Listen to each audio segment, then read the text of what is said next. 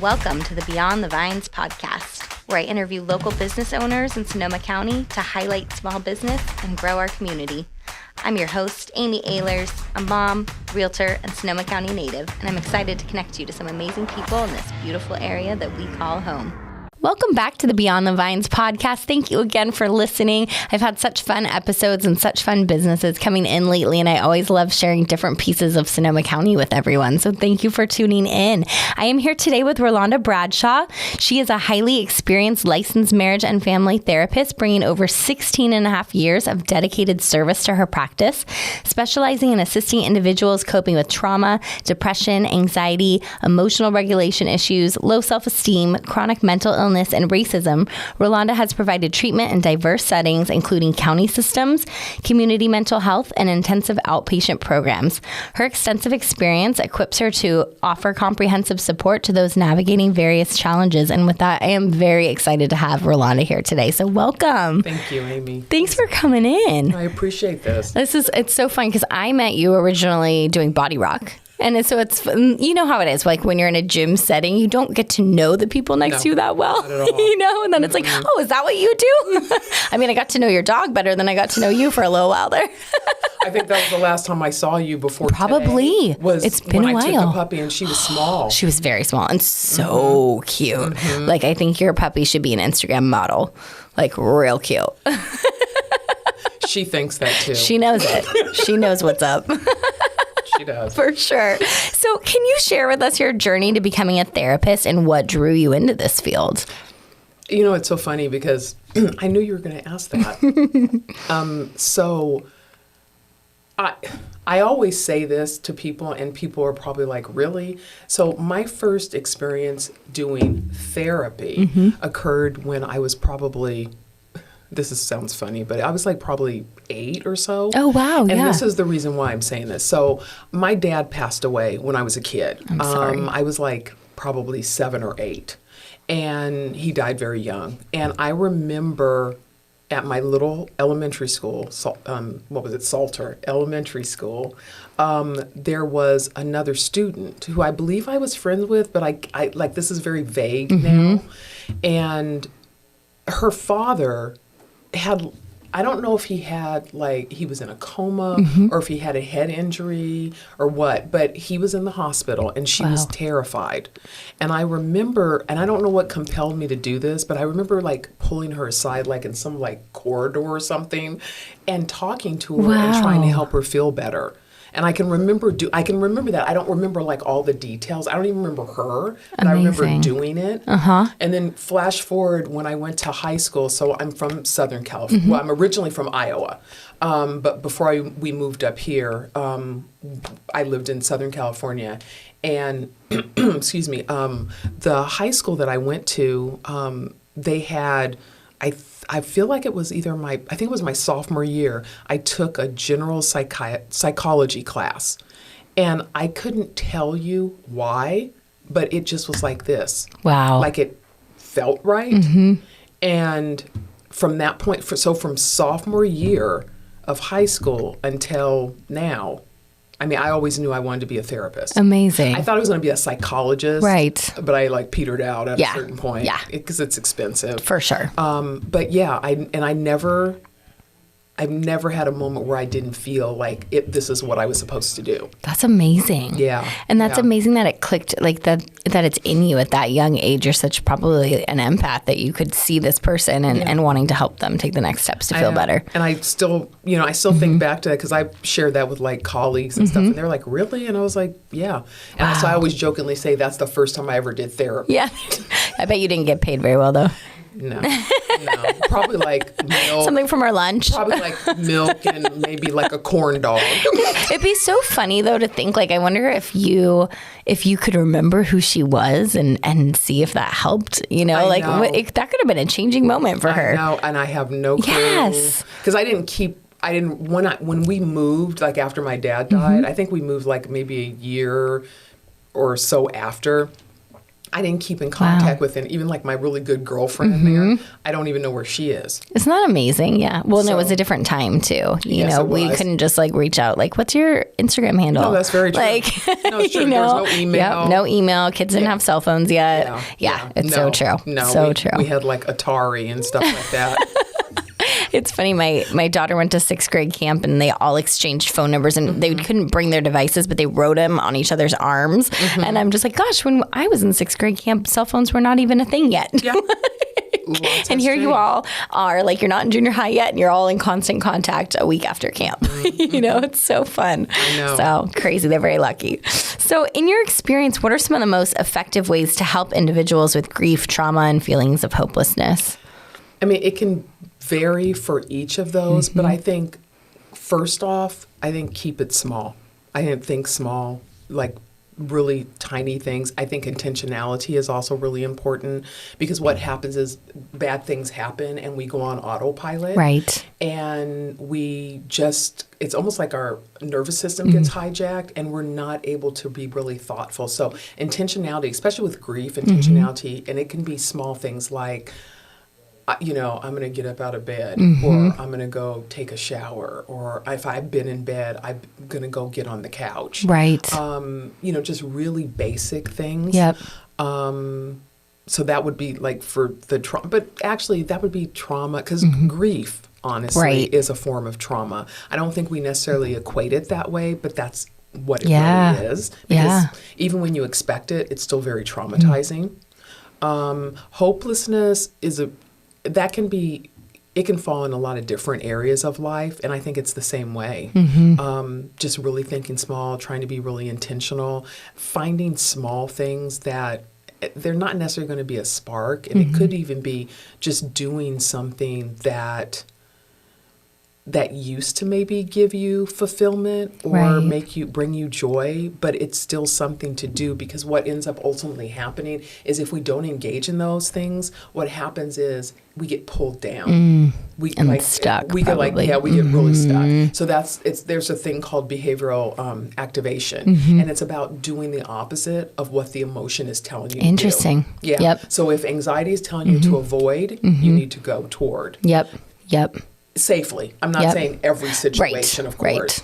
Right. If depression is telling you to stay in bed, you need to get up. Do the opposite. And I've had clients that I've said, if you're laying in bed all the time, just like get up and lay on the couch. And like, what? There is a difference. It's not the bed. It's different. And each little baby step actually matters, and it's getting you closer, hopefully, to some kind of feeling of wholeness or recovery. Healing.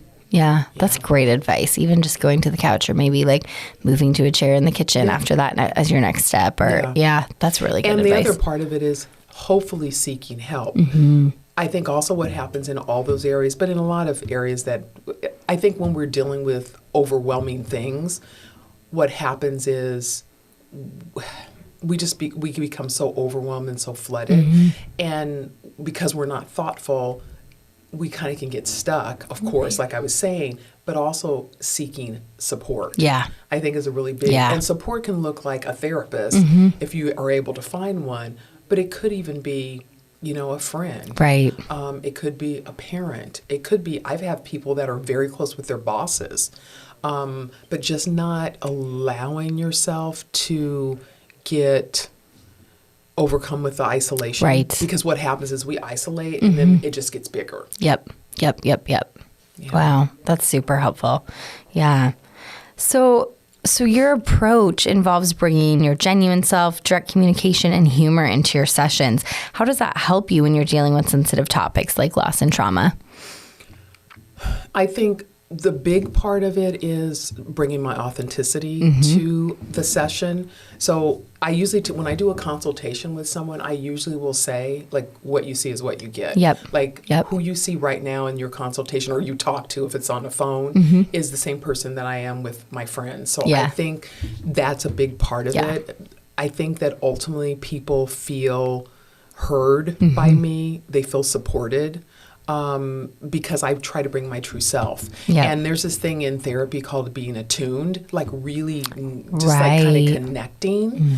And I work really hard on being attuned to what my client's needing. And I tell them up front, if I ever say something that's kind of like not fitting for you or is, it's just like not on the mark, I need for you to speak up. I love that. Part of this process is empowering them to find their voice. And so I want them to start exercising their voice when they're in session, because then that hopefully at some point will translate outside of the walls. Great point. Therapy. Yeah, that's a really great exercise to use. Well, and I think because you bring your personality, it helps people feel more comfortable, I'm sure, as well. Yeah, I think so. Like relatable, like you were saying. In my most recent job in Southern California, when I was there, one of my colleagues, so it was like my office and she was right beside me. And so I would take my client out and I would walk him up the hallway. And when I would come back, she would always say the same thing. She was like, Rolanda, it sounded like you guys were having such a good time. Okay, it's therapy. It's not pleasant. We're not just hanging out. Not pleasant. Yeah. But I do believe humor is a really big part of it. Yeah. I do have a sense of humor. I always tell people in the consultation that I utilize humor. That's part of my profile as well. I love that. But it's never at their expense. But I think sometimes we have to laugh. It lightens things. And sometimes I've had people where the only laugh they get is something that maybe I said. Yeah, good point. Or a comment that I made, and it helps them. It brightens their day. But I think laughter and humor is healing. Yes, for sure. So it always has to be. It's part of my life, but it has to be part of my therapy life as well. I love that. Yeah. Those are all really, that's a great point too. Just that might be their only laugh of the day and it came from you. I love that. So can you discuss some common misconceptions or stigmas surrounding therapy and how do you address those? I think, it's tough because there are cultural things that come up in there are some cultures that therapy is not something that they do. And this is not anything against religion, but some people believe that you pray it out or there's just like a stigma around asking for help. Like it's almost like, I had someone come in recently and I don't even remember what the situation was, but they were talking about someone that they were interacting with. And that person kind of has this bootstrap philosophy, which is you need to kind of just get it together on your own, like pull yourself by your bootstraps. This particular person would benefit from medication. And I don't usually direct people, but I just told her, yes, you need the meds. And this particular person, I need for you not to listen to what they're saying because it's being clouded by their own personal views. So I try to approach it just by education. Usually by the point that someone comes in, they're open, but sometimes family isn't. So I've told people, this is for like years, you have to know your audience. I don't think we need to be an open book for everyone. Everyone needs to know our business. So sometimes we need to keep our cards kind of close to the vest. And that might mean that, you're engaging in therapy or you're taking medication because it's actually what you need for your livelihood, for your life. So that's kind of the ways that I address it when it does come up. I love that. That's a really good point. And I think people probably have the best intentions, those kinds of friends, but like they don't, you need maybe that outside perspective that can kind of see problems from, a wider lens. I think they do, but I think also their views are colored by their own experience. So they're the people that are saying that are also the people that wouldn't do therapy. They wouldn't take medication. And I'm not saying everyone needs therapy, and I'm for sure not saying everyone needs medication, but some people do. And I've seen, especially when I was working in an intensive outpatient program, I've seen people that weren't taking care of their mental health, what it resulted in. Hospitalizations, feeling suicidal, homicidal, just like losing yourself. So because of that, I'm always going to support someone. So I'm there to support them in this journey that they're on. Amazing. I love that. So you mentioned earlier empowering your clients to reclaim their voices is a big part of what you do. Can you elaborate more on some of the strategies and techniques you use in this process? Yeah, so, and once again, there's no, I use kind of an integrative approach, so it can vary by client. Right. But like I was saying, I think a little bit ago, I always empower them in session. So I want them to speak up. That's part of it. And I frame it, like even on my Psychology Today profile, it's really clear that this is the type of work that I provide. So they kind of come in knowing that. And I think part of empowering someone is hearing them. Also, part of empowering someone is validating them, because what ends up happening, I think, ultimately, a lot of people have been invalidated by other people, other people, and then they learn how to invalidate themselves. Right. So I think that's part of it, like drawing that attention to, like, what you're feeling is valid. That's real. What you're experiencing, that's a real thing. Sure. As soon as people, like I'm working with someone right now, as soon as they know you hear them and that what is going on is actually, this is real, like you're really in pain, it seems to empower them to take the steps to take better care of themselves in whatever that looks like, because that can look different for different people. Right. Yeah. Gosh, I'm almost thinking about it from a parenting perspective too, hearing you saying that, and maybe with our own kids, giving them that space to speak up for themselves and to validate their feelings, maybe, and how that could carry in life. Yeah. Because, like I'm from the era, because I'm old. No, you're not. But I'm from the era where, kids were seen. Exactly. Or I'm sorry, they were seen, not heard. Seen, not heard. Or whatever right? that saying is. Yes, seen, not heard. Yeah. And so, we didn't do, I was an only child, so of course I was always talking. And I was I was heard, but that wasn't the era. Yeah. So I think nowadays, children, I think we do need to teach them very early on, because this is how, I think of just like times when I've had, not necessarily kids, because I usually don't work with kids, I work with adults, but like the adults let's say the parent has a child who's been abused. Right. And they didn't speak up. I have adults that have had severe trauma backgrounds that never spoke up. Wow. Yeah. And sometimes I had one not long ago, the first time that she ever said something was in session. Wow. Yeah, so that does happen. That's amazing. So the other part of what you were saying is, I think, creating a safe space. Yes. Being like a kind of a container. I think that if you are hearing them and they know and you are attuned, people are more open to share their life, and then that is empowering. Right. Because now they're actually speaking up and they're talking about the things that have been holding them down. Yep. Yeah. That's so amazing that you get to witness all of that and those transformations. Yeah, it can be very spectacular. Yeah, that's incredible. And you don't see it across the board. Totally. Everyone, of Totally. course. But I've seen some significant transformations. Wow. And sometimes they're not even significant. They might be like 15% more empowered than they were when I started. Right. But that 15% is considerable in comparison to where they were coming from. Yep. Yeah. Little tweaks, you know? That's amazing. Yeah.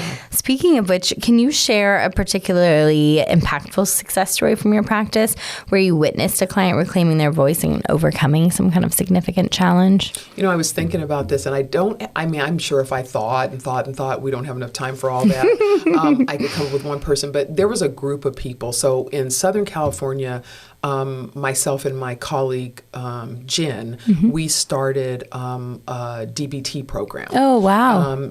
So it was a baby program because we couldn't do like the intensive, true DBT program. Yeah. And we started this program, and so it was kind of, I feel like it was like 6 months.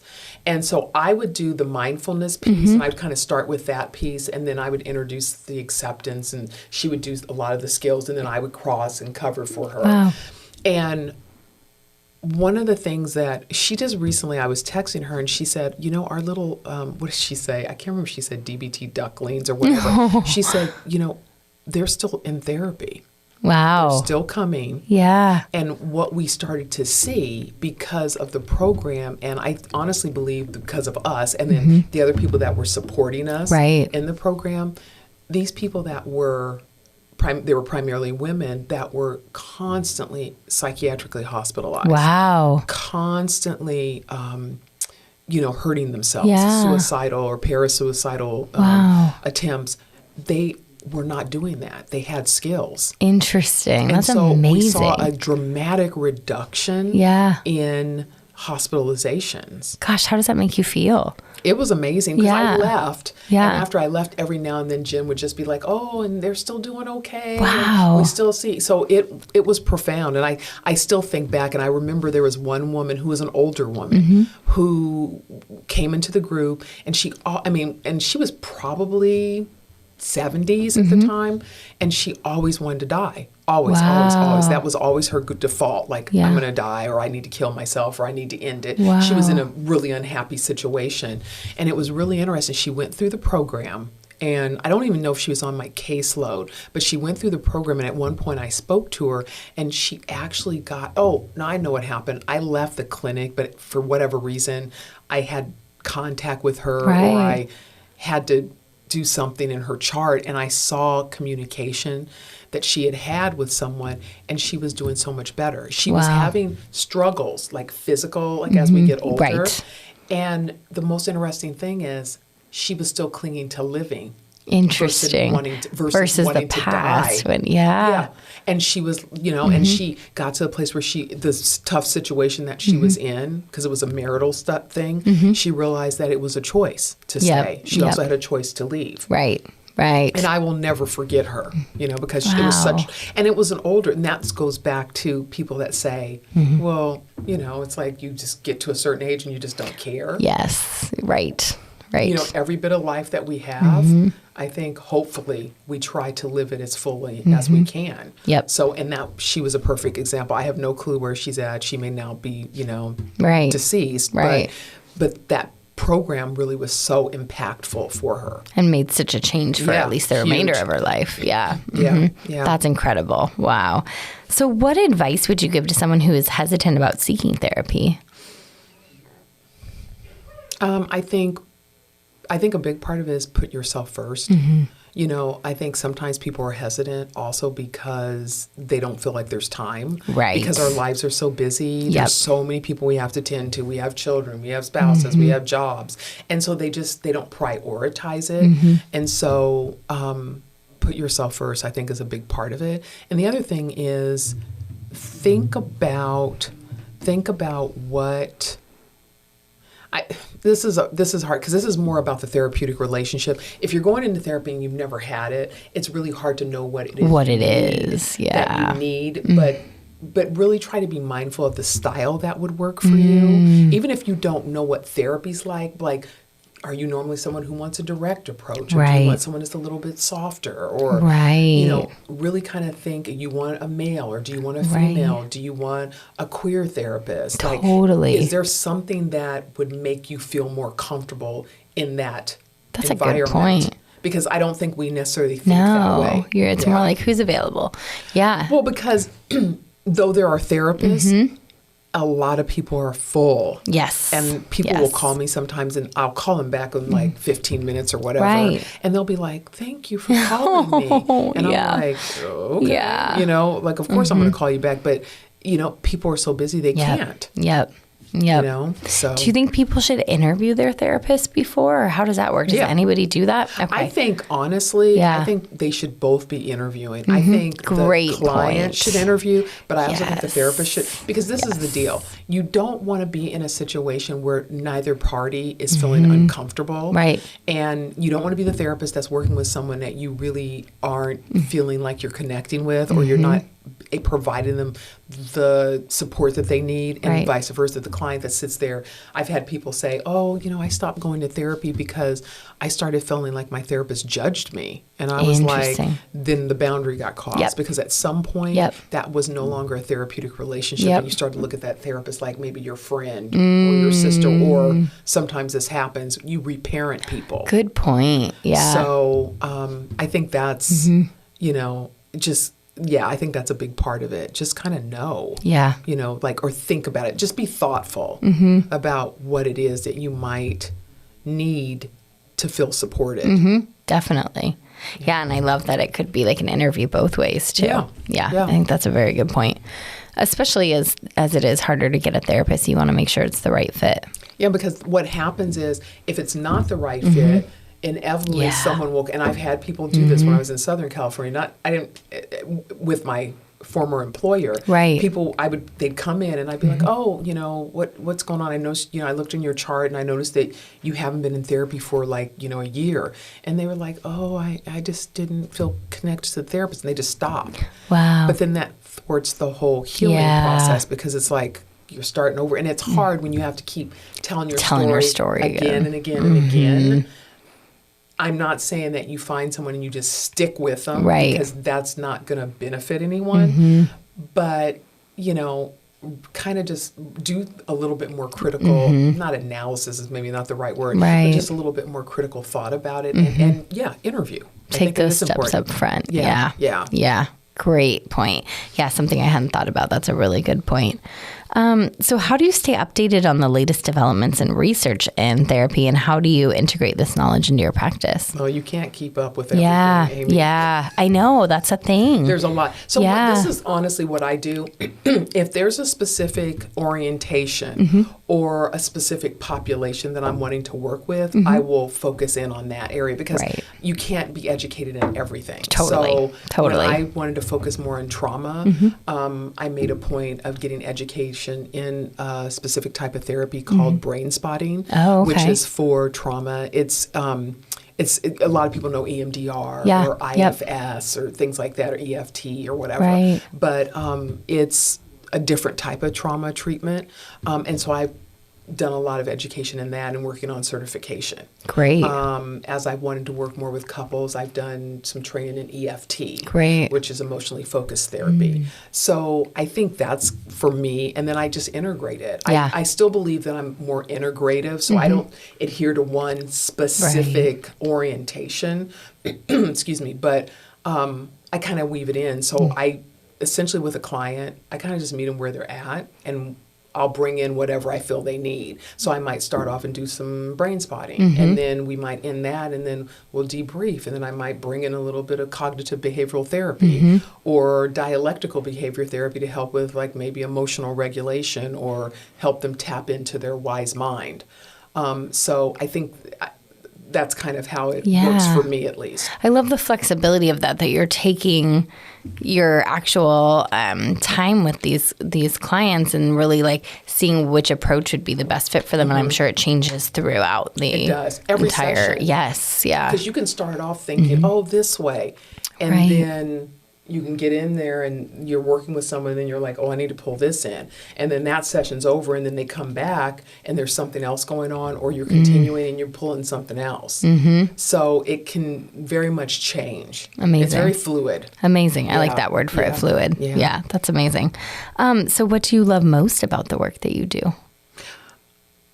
I guess the transformation and connecting with people. I really like working with people. I like the freedom of being in private practice and being able to create my own schedule, and just being able to see the people that I want to see the people that want to see me, and just see the growth. That's a great point. That people have over time. And see that, that the growth is part of the healing, the recovery. Yeah. So I think that's a really big part of it for me. I love that. And I love, when you mentioned too, with your private practice, you can find clients that are going to be a better fit for you personally, as opposed to working, elsewhere. Yes, so definitely. That's great. Kind of coming off of business, what are 3 fun facts about you personally? You have the cutest dog in the world, other than my dog. I didn't want her to hear that, so I had to put that in there. Sorry, JoJo. Sorry, JoJo. JoJo's going to be JoJo's going to hear Mommy say that. You just betrayed her. Okay, you have the second cutest dog in the world. She's going to need to go to dog She is. Now. Oh my gosh, I'm going to find her a dog therapist. Yeah, a dog therapist. She could use one, actually, that poor girl. Maybe that'll be my next specialty. That could be. That's actually a great idea. I would love that, actually. Yeah. It's like a dog behavioralist. Well, and I was going to say, could you turn your dog into a therapy dog that sits in at sessions? She's a little buck wild. Yes. Okay, maybe in like a couple of years when she calms herself. Yeah. So fun fact would be, I love my little baby Sydney. She's crazy. See, a little golden cavapoo, full of energy, working on training. I just need you to say her breed one more time. What is she? A golden cavapoo. That's amazing. Okay, I don't totally know what that is, but she's really cute. She's golden, cavalier, and poodle. Cavalier, that's the cava. Yeah. Okay, got it. So there's that. Okay. And then I am totally addicted to Pilates. Oh, yeah. I know that about you. Yeah. Yep. And it's so bad that when I go to Southern California, I do method Legree classes. Oh, how funny. Because you got to do something. One of my favorite towns in Southern California. That's where I went to undergraduate college at. And so I always go, like, I'm going soon. I'm going to take 3 classes. That's amazing. Yeah. People are always like, Rolanda, why are you going to class at like 7 o'clock in the morning on your vacation? I always do it. Yeah. I always do it. Well, working out is its own form of therapy. And I'm sure you need that, especially when you're taking care of everyone else. And I just feel strong afterwards. And when sweat is like pouring off of me.